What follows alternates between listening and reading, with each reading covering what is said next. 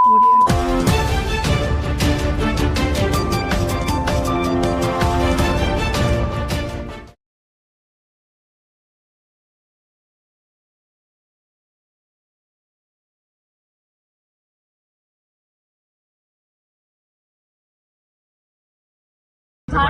ప్రజలందరికీ కూడా, ముఖ్యంగా పెద్దపల్లి నియోజకవర్గ వాసులందరికీ కూడా మహాత్మా జ్యోతిబా ఫులే జయంతి శుభాకాంక్షలు తెలియజేస్తున్నాను.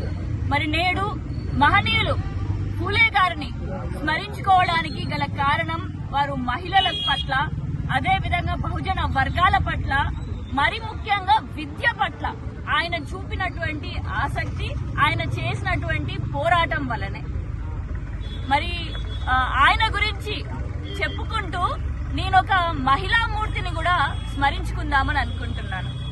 మరి సావిత్రిబా ఫులే గారు, మరి వారి భార్యగా, ఫులే గారి భార్యగా తను ఎన్నో అవమానాలు భరించి తను వాళ్ళ భర్త దగ్గర నుంచి విద్యని అందించుకొని మహిళలకి శిక్షణ ఇవ్వడానికి మొట్టమొదటి అడుగు వేశారు.